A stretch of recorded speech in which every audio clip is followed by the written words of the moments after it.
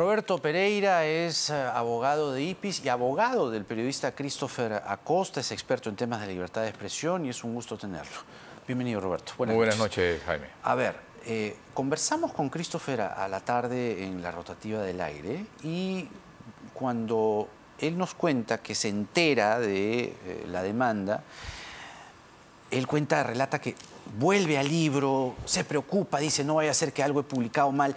Y yo le decía que en realidad todo esto que pretende Acuña, que es lunático, que además atenta contra la libertad de expresión, lo que pretende es reducirlo, ¿no? Que es lo que toda persona que es investigada, toda persona que tiene alguna culpa y algo malo que esconde, es lo que suele hacer contra el periodista, ¿no? Y contra el mensajero. Sin embargo, ¿crees que el juez a cargo de la causa, Raúl Rodolfo Jesús Vega, se atreva a dar luz verde a esto? Bueno, esperemos que no, porque elementos jurídicos, digamos, para desestimar esta pretensión abundan. El Tribunal Constitucional peruano, la propia Corte Suprema y sobre todo la Corte Interamericana ya en un caso reciente del 2019 contra Venezuela, ha ido más allá en su jurisprudencia y ha dicho que el recurso al derecho penal para sancionar discursos protegidos, es decir, discursos que están vinculados con asuntos de interés público sobre los personajes públicos, son contrarios a la Convención Americana de Derechos Humanos, ¿no? Y la utilización del derecho penal para tratar de, en este caso, por ejemplo, de sancionar a personas por escribir un libro, es una conducta que ya está detectada, ¿no? Como que en realidad no pretende resarcir el honor de nadie, sino más bien amedrentar al periodista en concreto y a la prensa en general, que es lo más peligroso. O sea, tiene un efecto de autocensura, que es lo que se quiere generar con este tipo de recursos judiciales, ¿no? Que es lo que ahora vemos con esta petición de embargo, que es lo que estaría detrás, ¿no? Él, Acuña, dice que son 54 frases, ¿no?, que él considera que son agraviantes, pero también Christopher nos contaba ahora que son frases de terceros que él coloca en el libro porque es parte de la estructura literaria, ¿no?, narrativa de la obra. ¿Acuña ha leído el libro? Bueno, eso es un tema bastante curioso y particular en este caso, ¿no? Porque yo leí una entrevista hace poco del señor Acuña en el diario El Comercio, donde él dice que no ha leído el libro, ¿no? Entonces no entendemos cómo puede sentirse afectado en su honor, que es un derecho personalísimo, ¿no? Sí. Pues cuando no ha leído el texto, ¿no? Es algo curioso. Pero sería la motivación principal para, si yo me siento afectado en mi honor, es porque estoy convencido y tú te convences leyendo un libro. Pues, así es, porque he leído los contenidos y porque efectivamente eso me ha provocado, no lo ha leído, precisamente. Bueno, lo ha declarado, ¿no?, en El Comercio. Efectivamente son 54 frases que se consideran difamatorias, lesivas contra el honor, pero efectivamente son frases que Christopher Acosta lo que ha hecho es recopilar de otras fuentes, de fuentes previas que han publicado estas frases del propio Acuña, que las ha dicho en entrevistas y que están en YouTube, que son de público conocimiento. Por lo tanto, es un caso técnicamente de reporte fiel o reporte neutral, que es el caso cuando un medio o un periodista lo que hace es publicar contenidos que han sido previamente ya difundidos por otras fuentes de información, fuentes obviamente razonablemente verosímiles, ¿no? Fuentes que tengan cierta verosimilitud, que son fuentes además, que es el propio señor Acuña, su entorno familiar, su entorno político, su entorno empresarial, ¿no? Todas esas frases tienen esas características, ¿no? Por lo tanto, eso le agrega, digamos, algo más de inexplicable esta demanda, ¿no? Y de ciertamente jurídicamente sin sustento, ¿no? Debemos entonces colegir a partir de las acciones de Acuña que a Acuña no le gusta la libertad de expresión, claramente, porque si se falla a favor, no creo que el juez Raúl Rodolfo Jesús Vega se atreva a tanto, pero si esto se diese curso, o si a esta demanda se diese curso, Acuña lo que pretendería es silenciar a un periodista y por ende sentar un precedente nefasto, ¿no? Bueno, todas las características que están rodeando este caso apuntan a eso, ¿no? Que la finalidad es amedrentar al periodista, amedrentar al editorial que ha publicado, porque también esto... A Jerónimo Pimentel. A Jerónimo Pimentel no solamente tiene una pretensión penal contra él, sino contra el editorial, una pretensión de naturaleza civil de 100 millones de soles, ¿no? Que es una suma pues absolutamente delirante, ¿no?, para un caso como este. Todas las características del caso, como decía, apuntan a esa finalidad y no a resarcir pues, el honor, ¿no? Por lo demás, Jaime, los personajes públicos, los políticos, los empresarios, todo aquel que interviene en el debate público debe ser consciente, porque así son las reglas de la democracia y así también el derecho lo reconoce, que tienen un umbral menor de protección de su honor, precisamente por esta exposición al debate público, ¿no? Por lo tanto, el político que no entiende esto, no entiende una regla elemental y básica de la democracia, ¿no?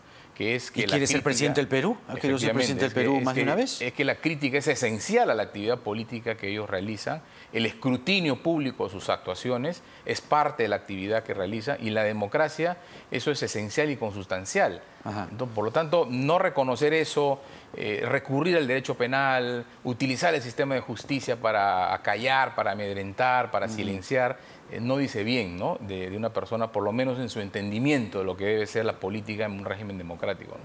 Ahora, repasando bien, aquí tengo el recorte del Comercio, él dice, claro, le preguntan si había leído el libro, y dice, no ha leído, ¿no? Pero sí lo ha leído el abogado. Según me ha dicho, hay más de 102 frases que tienen que explicarse en el Poder Judicial. O sea, son más de 54, según... Bueno, no, esa cifra no es exacta. En la querella hay un cuadro con 54 frases incriminadas, ¿no? Lo de la frase plata como cancha, porque su pretensión inicial era ir ante Indecopi, y según decirle Indecopi, la frase plata como cancha era suya. Eso... Bueno, esa fue la primera intentona. Así comenzó el caso. Yo no llevé ese caso en Indecopi, pero esa fue la primera intención, ¿no? Por eso te decía, Jaime, que todos los elementos que rodean el caso apuntan en que en realidad acá el propósito es silenciar el libro, ¿no?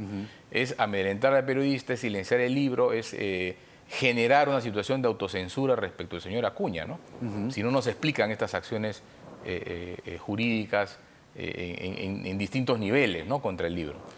Ahora, es interesante hacer contexto, ¿no? Porque estamos advirtiendo, anticipando que Acuña o a Acuña no le gusta mucho que digamos la libertad de expresión para pedirle a un periodista 100 millones de soles, a Jerónimo Pimentel y al editorial.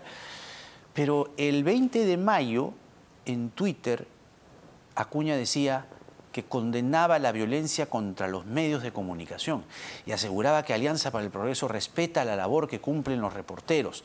No permitiremos amenazas y persecución a la prensa. Era la segunda vuelta.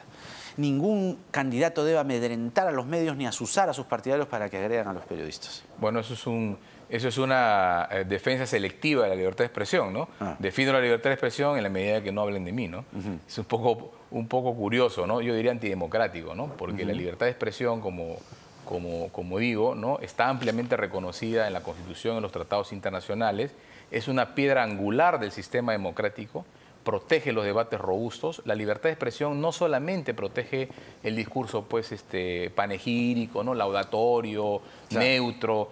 El sentido de la libertad de expresión, esto es lo que mucha gente no entiende. El sentido de la libertad de expresión, lo que justifica la protección amplia de la libertad de expresión, es el discurso disidente, es el discurso crítico, es el discurso que hasta cierto punto urticante, ¿no? Claro. Para eso está la libertad de expresión, ¿no es cierto? Obvio. Porque si no... Está para destapar las cosas que los políticos no quieren que se sepa. Y sobre todo respecto a personajes públicos, ¿no? La Corte Interamericana ha dicho que se trata de discursos convencionalmente protegidos. Por lo tanto, el recurso al derecho penal en esos casos es contrario a la Convención Americana de Derechos Humanos, ¿no? Por eso esperamos que esta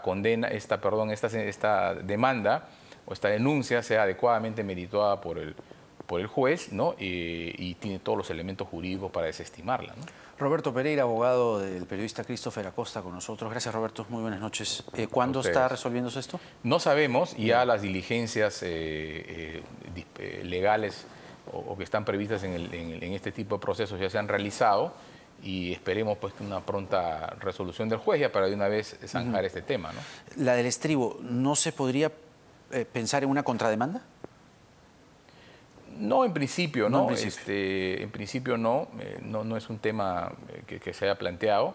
Lo que esperamos es que el juez resuelva como debe resolver en un sistema democrático. Pero lo que quiere Acuña también es que Christopher prácticamente se arrodilla ante él y le pide disculpas, ¿no? Y ahí retira la demanda. Bueno, no ha planteado eso formalmente. Formalmente no, pero Christopher lo contaba ahora en la tarde. Pero bueno, eso es a todas luces inaceptable. Inaceptable. ¿No? Así es. Les decía que Roberto Pereira es abogado del periodista Christopher Acosta y ha estado con nosotros. Nuevamente, muchas gracias, Roberto. Vamos rápidamente a la pausa y venimos para hablar de la elección de los magistrados del Tribunal Constitucional. El Congreso ya tiene una primera nómina de 76 postulantes. Llama la atención que se haya hecho tan rápido, lo que ha provocado que personas de reconocida trayectoria prefieran abstenerse. Es decir, otra vez, llevamos 2 años sin poder elegir jueces constitucionales. Es de terror.